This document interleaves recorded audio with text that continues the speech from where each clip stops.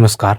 लद्दाख को लेकर हम चर्चा कर रहे हैं। लद्दाख के अंदर हमने पिछली क्लास में देखा कि जो सोनम वांगचुक थे उनको आंदोलन को लेकर उनको गिरफ्तार कर लिया गया और उन पर एनएसए लगा दिया गया। आज की क्लास में हम आगे बढ़ते हैं और सुप्रीम कोर्ट के जस्टिस को लेकर बात करेंगे। आर्टिकल 22 को लेकर हम बात करेंगे और हम ये समझने की कोशिश करेंगे कि हमारा जो संविधान है वो एनएसए लग जाने के बाद भी इस देश का सबसे बड़ा कानून आप कह सकते हो एनएसए राष्ट्रीय सुरक्षा को लेकर है। अगर वो लग जाने के बाद भी आपके पास क्या रास्ते बचते हैं कि आप खुद को बेगुनाह साबित करने की कोशिश करें और अदालत में जाएं, तो उनको लेकर हम चर्चा करेंगे। ये काफ़ी शानदार टॉपिक है। ये आरएएस लेवल, यूपीएससी या आपके किसी भी एग्ज़ाम की तैयारी कर रहे हैं उन सब के लिए ये महत्वपूर्ण टॉपिक है। इसमें काफ़ी सारी डेफिनेशंस आती है जिनको हमको समझना होता है, तो उसी के बारीकी पे हम चलते हैं। आपकी स्किन के ऊपर पूरी डिटेल आएगी, हम अंडरलाइन करते जाएंगे और उन चीज़ों को पकड़ के उनको हम समझते जाएंगे या इजी करते जाएंगे। तो शुरू करते हैं हमारी क्लास को। ये हमारी जो क्लास थी उस क्लास को लेकर सेकंड क्लास का दूसरा पार्ट है। पहला पार्ट हमने आपके सामने पिछले क्लास में हमने बता दिया था। तो आज की हमारी क्लास में हम महत्वपूर्ण रूप से बात करेंगे जो संविधान का कवच है और जो 28 दिन की प्रोसेस सोनम वांगचुक को लेकर हुई और फिर सुप्रीम कोर्ट ने क्या सवाल पूछे उसको लेकर है। तो हम शुरू करते हैं। सबसे पहले तो आप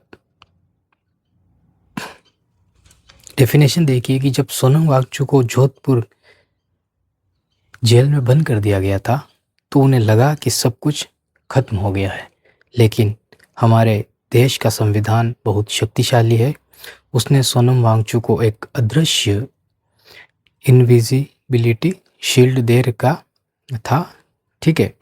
आर्टिकल 22 हमारा देश का जो संविधान है, आर्टिकल 22 क्या कहता है और वो किस प्रकार सोनम वांगचुक के लिए एक कवच बन गया। तो आपके ऊपर किसी के ऊपर भी अगर देश में एनएसए लगा दिया जाए तो आप कैसे बच के निकल सकते हो। सोनम वांगचुक को पहले ये चीज़ें लग रहा था कि अब बचना मुश्किल है, लेकिन फिर वकील ने या सलाह दी होगी कि आर्टिकल 22 के द्वारा हम एक याचिका दायर कर सकते हैं और उसमें हम मांग कर सकते हैं कि आप पे आरोप साबित करने के लिए गवर्नमेंट के पास क्या साक्ष्य हैं। तो समझना आगे। अनुच्छेद 22 आपका जो कवच है, ठीक है, लिबर्टी, आपकी लिबर्टी इसमें देखी जाती है, आपकी स्वतंत्रता की इसमें बात की जाती है। संविधान का ये अनुच्छेद कहता है, ध्यान से सुनना, ये डेफिनेशन हम बता रहे हैं आर्टिकल 22 की। संविधान का अनुच्छेद क्या कहता है? ये कहता है कि अगर पुलिस आपको पकड़ती है, ठीक है, तो आपके पास कुछ खास स्पेशल अधिकार हैं, राइट्स होते हैं आपके पास। कौन कौन से राइट होते हैं? तो पहला अधिकार आपके पास है अधिकारों की सूचना, ग्राउंड्स, मुझे क्यों पकड़ा गया है, ये जानने का हक आपके पास है कि मुझे क्यों पकड़ा गया है। एनएसए लगाने की बात करें, देखो नॉर्मल कानून होता है, जैसे कि पुलिस आपके घर पे आती है, वारंट लेके आती है और आपको अरेस्ट करके ले जाती है कि आपने चोरी की है, आपने ये किया। ये काफ़ी अलग मसले हैं। एनएसए राष्ट्रीय सुरक्षा का मामला है और राष्ट्रीय सुरक्षा का मामला है मतलब आपके संबंध आतंकवादी से भी हो सकते हैं। इस चीज़ को समझना। इसमें भी हमारा संविधान हमको ये कहता है कि आपके पास राइट्स है कि आप मांग सकते हो चीज़ों को। तो अधिकार पहला, मुझे क्यों पकड़ा गया है ये जानने का हक है। किस आर्टिकल के तहत? आर्टिकल 22 के तहत। अधिकार, दूसरा अधिकार आपके पास है प्रतिनिधित्व का अवसर, रिप्रेजेंटेशन, अपनी सफाई देने और सरकार से सवाल पूछने का हक भी आपको देता है। आप खुद की इसमें सफाई भी दे सकते हो। सरकार कहती है कि आपका संबंध आतंकवादी से है, आप पूछ सकते हो कि आपको कैसे पता चला, क्या प्रूफ है।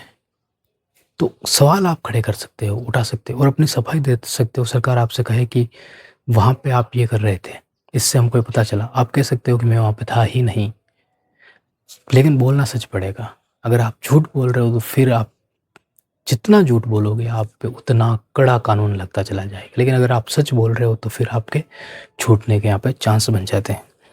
आगे चलते हैं। अब एक एग्जाम्पल समझना। जब स्कूल टीचर आपको सज़ा देती है तो आप पूछते हैं मैंने क्या गलती की है। बस यही आर्टिकल 22 कहता है।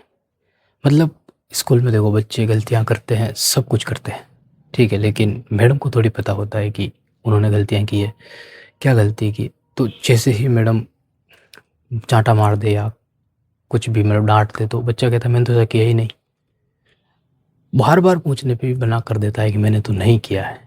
तो ये चीज़ें होती है, लेकिन ये एनएसए के मामले में नहीं चलता है। एनएसए में प्रूफ भी पक्का होना चाहिए, जवाब भी पक्की होनी चाहिए, सफाई भी पक्की होनी चाहिए, हर एक चीज़ यहाँ पे सबूत पे चलेगी। ठीक है, आगे चलते हैं। जो सस्पेंस की हमने बात की थी, उस सस्पेंस को समझना। एनएसए जो कानून है वो कहता है कि हिरासत के आधार पे 5 से 10 दिन मिल जाने चाहिए। मतलब कि आपको अरेस्ट किया गया है तो 5 से 10 दिन के अंदर वो दोनों आधार मिल जाने चाहिए कि आपको अरेस्ट क्यों किया गया और आप पे साबित हुआ है या नहीं हुआ है, ये दोनों चीज़ें। और ये आधार नहीं बन पाए थे और इसी को लेकर फिर सोनम वांगचुक की तरफ से अदालत में गया, मतलब ले जाया गया मामले को। समझना, यहाँ पे गड़बड़ी जो हुई थी उसको समझना। सोनम वांगचुक को जेल में 28 दिन हो गए, लेकिन उन्हें यह नहीं बताया गया कि उन्हें किस सबूत वीडियो के आधार पर पकड़ा गया है। जब पकड़ा गया तो कहा गया कि सबूत है हमारे पास, लेकिन 28 दिन हो जाने पर भी कोई सबूत नहीं दिया गया।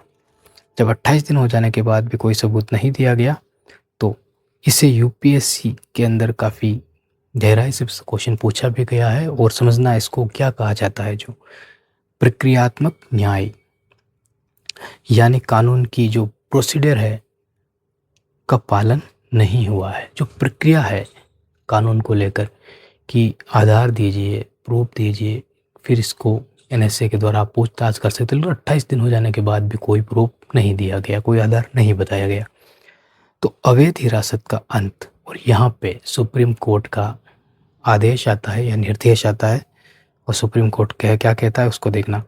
जब कानून की प्रक्रिया का पालन नहीं होता तो न्यायपालिका कहती है कि पूरी हिरासत ही अवैध है। समझना, न्यायपालिका कहती है कि पूरी हिरासत ही अवैध है। ये क्यों कहा गया? अब क्वेश्चन है कि न्यायपालिका के द्वारा क्यों कहा गया सोनम वांगचुक के केस के अंदर की पूरी जो प्रोसेस है, जो हिरासत है वो अवैध है। इतने दिन जेल में रखना, उनकी पूछताछ करना, सब कुछ अवैध हो जाता है। सिर्फ एक चीज़ नहीं देने पे हिरासत क्यों की गई, हिरासत में क्यों लिया गया, उसका आधार नहीं दिया गया, तो सारी चीज़ें गलत हो जाती। जब पूरी हिरासत को ही अवैध कह दिया गया तो अंदर जो भी वो चीज़ें हुई वो सब अवैध हो जाती है। आगे चलते हैं। जो नतीजा निकल के आया वो नतीजा क्या था?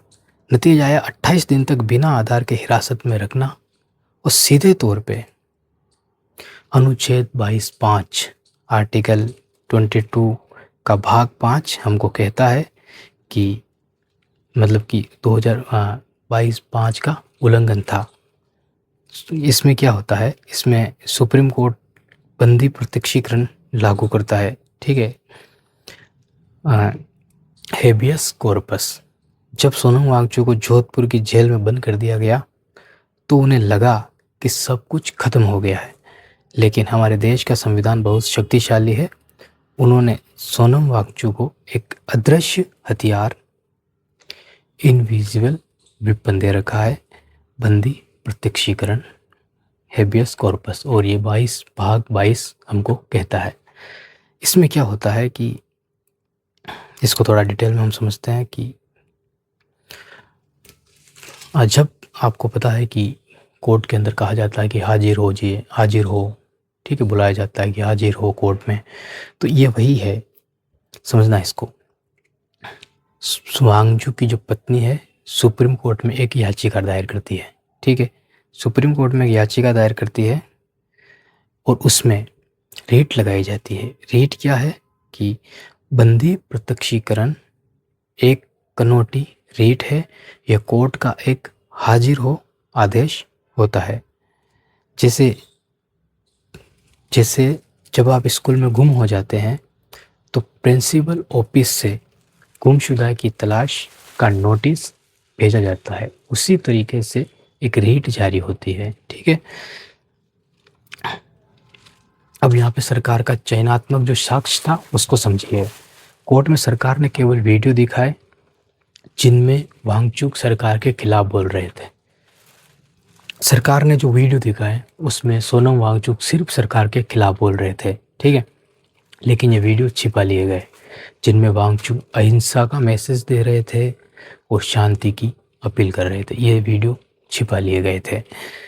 इसे चयनात्मक साक्ष्य सेलेक्टिव एविडेंस कहते हैं। तो एक सेलेक्टिव एविडेंस जो बात आती है, तो सरकार ने सेलेक्ट किए, मतलब कि 100 वीडियो हैं, 5 वीडियो सरकार ने सेलेक्ट किए और सुप्रीम कोर्ट में दे दिए।